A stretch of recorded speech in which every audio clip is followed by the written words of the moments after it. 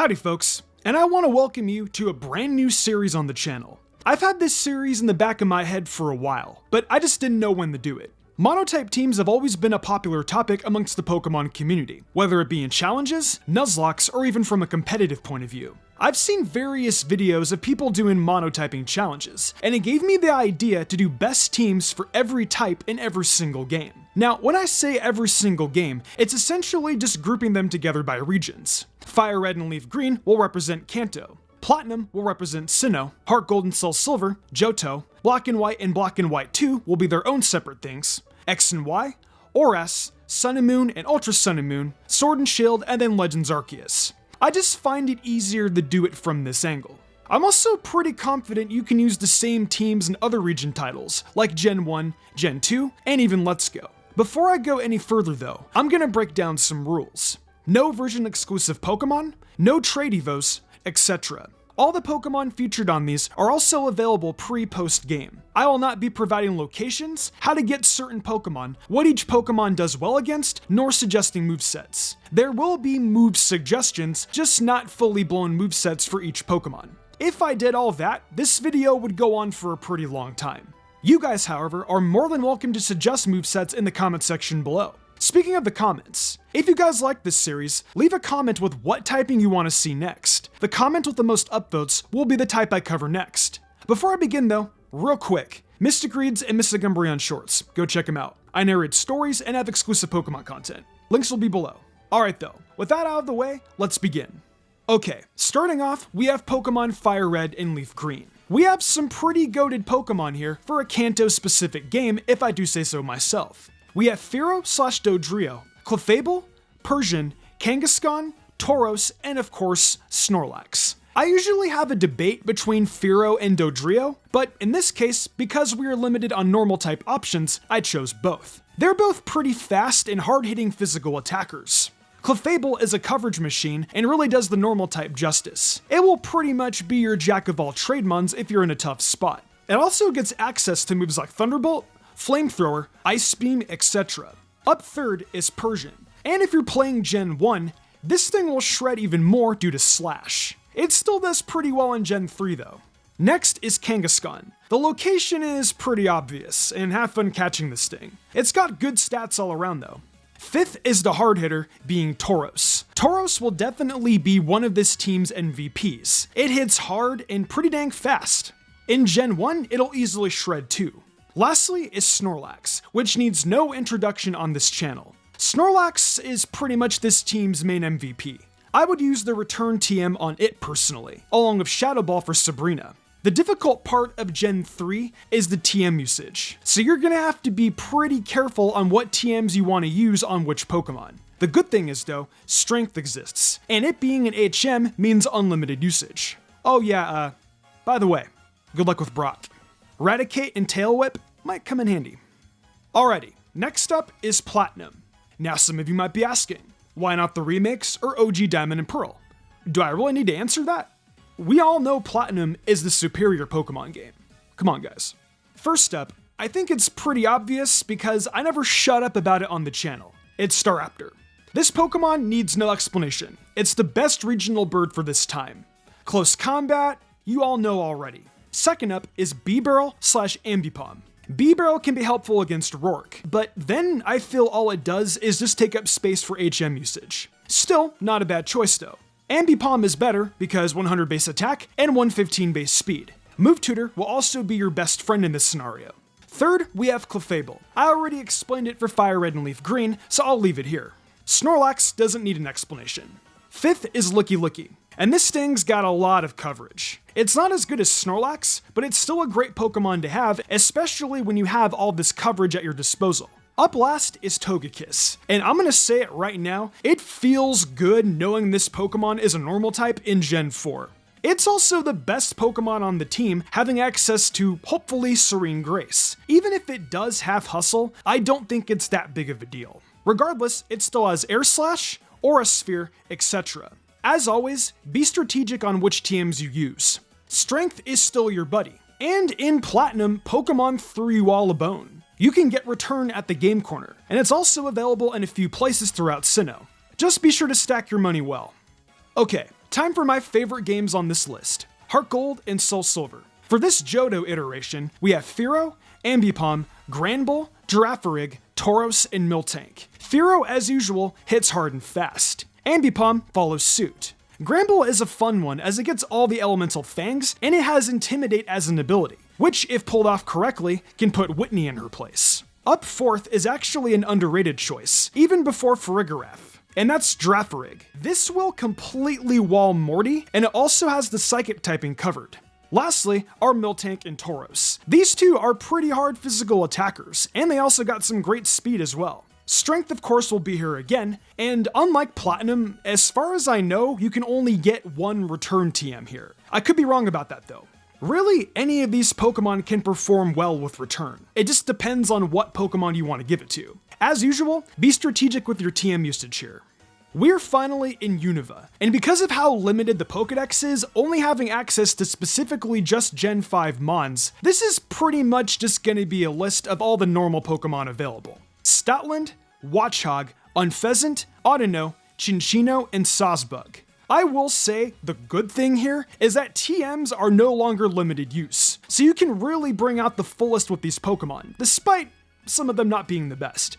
I would say out of all of these, Stoutland is the best. Thank Arceus, this pup has access to all the elemental fangs and a plethora of other coverage attacks, because I can guarantee Stoutland is going to be the heavy lifter for this team. With Watchog, just do what you can with the stats. Unpheasant, I'm really sorry you have to use this thing. But you know what? I'm not going to give it a bunch of crap.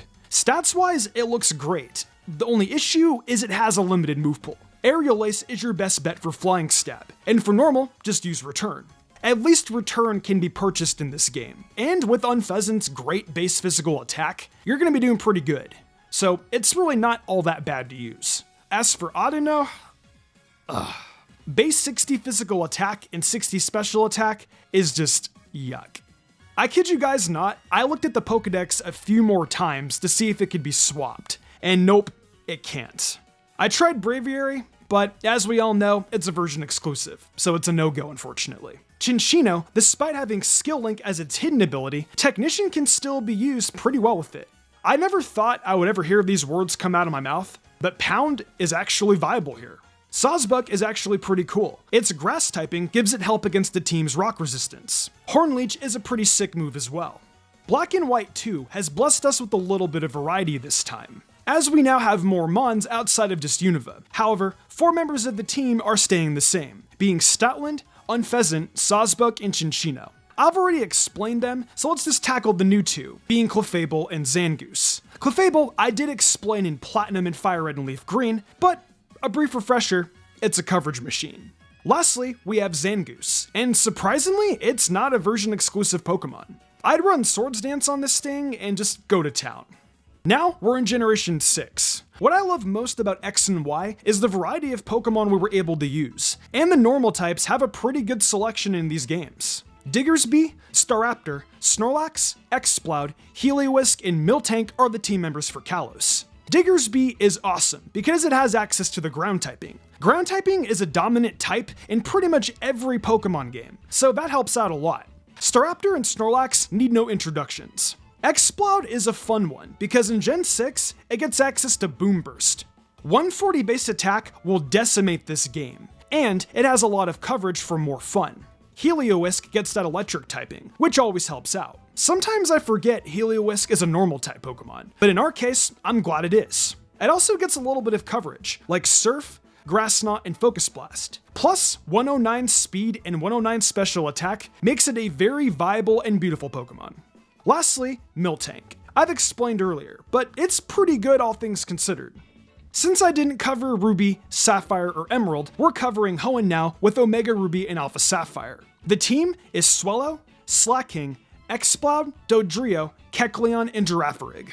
Swellow is your token bird Pokemon, and even though it's not Staraptor, it's still pretty good. I've seen Guts get some players out of a pretty big jam before. That, and if you combine it with Facade, can be a pretty nasty combo. Slacking is utterly insane stats-wise, but of course, we all know that Truant holds it back. I actually think just keeping it a Vigoroth can also suffice, but at the end of the day, it's up to you. Third, we have Exploud returning, and I already explained it when I went through Kalos. Dodrio is here because we're limited on normal type options. Nonetheless though, don't sleep on it. It's still a solid mon with great speed and physical attack. Kecleon was also another factor of the limited normal type options we have. However, it does get a little bit of coverage.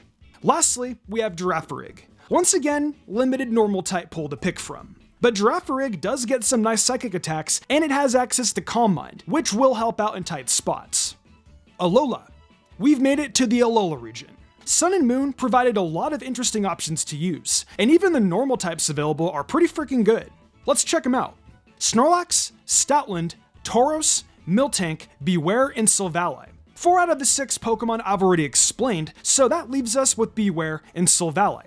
Beware is an underrated Pokemon, and I actually kind of forgot it existed until I found it in the Alola Dex. This monstrosity has access to some pretty powerful moves. Some examples include Brutal Swing, Hammer Arm, Earthquake, etc. Even though it is a tad slow, it's still better than a lot of the normal types Alola has to offer. Lastly, we have Silvally. The world is your oyster with this thing. Give it whatever plate you want. For Ultra Sun and Moon, the team is pretty much the same. Even though there were a few new additions for the normal typing, I just feel this team was better. We're finally in Generation 8, which means we're now on the home stretch. Let's see what Sword and Shield's normal Pokemon have to offer us, shall we? Obstagoon, Chinchino, Beware, Snorlax, Heliolisk, and Indeedee. Like usual, 4 out of the 6 mons I've already talked about, and the same explanations can pretty much be applied here as well. That leaves us with Obstagoon and Indeedee. Obstagoon is definitely one of my favorite Pokemon from Sword and Shield, and I remember back in the day, it was on some Galar best teams. Obstagoon has decent stats and a pretty good move pool to boot, with access to the elemental punches, steel coverage, and even has some great dark stab options. Obstagoon will definitely help out a lot on this journey. Lastly is probably the most interesting Pokemon on all the teams I've mentioned so far, being Indeedee. It's got 105 special attack, 95 base speed, and some decent coverage under its belt. The psychic option is also a really nice touch.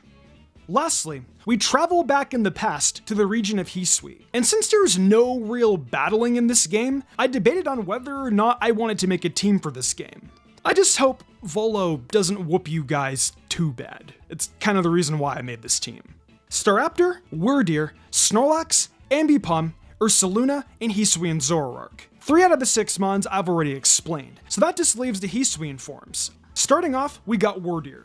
I actually used Wurdeer on my first playthrough of Legends Arceus, and overall, it wasn't a bad experience. Evolving it may be a bit tedious, but it's not the worst thing in the world. It's got good offensive stats, but unfortunately, it's lacking in the speed department. Ursaluna is a dope choice, and I really wouldn't mind booting up Legends Arceus again just so I can use it. Having that ground type accessibility gives it a huge plus in my opinion, as it opens the doors to some real offensive power. 140 base attack is nothing to sneeze at. You could run a bulk up set with it and add some sick coverage to the mix. Lastly, we have Hisuian Zoroark. From the research I've done, and from what I can remember, it is available pre-post game. If not, correct me down below.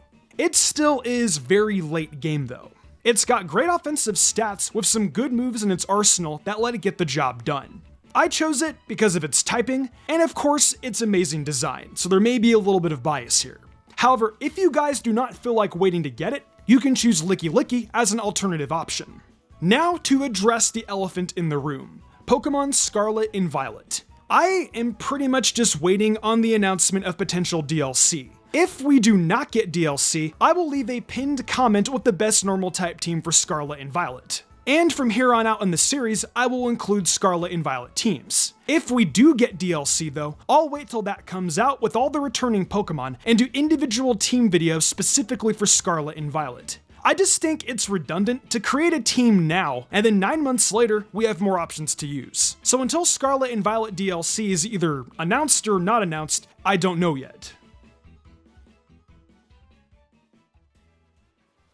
Well, there we have it. Kicked off a brand new series, and I got to showcase some mons I usually don't talk about. I had a lot of fun doing this, and I hope you guys did too. What did you guys think of the normal type mons I chose, and what team was your favorite? Let me know your thoughts down below. Also be sure to comment what typing you guys want to see next. The comment with the most upvotes will be the one that I cover next time. We're finally here in 2023, and I'm super excited for what this year has to offer us. There's potential DLC for Scarlet and Violet on the horizon, and who knows just what else Game Freak may have up their sleeves. It's gonna be really exciting times coming up for a Pokemon fan.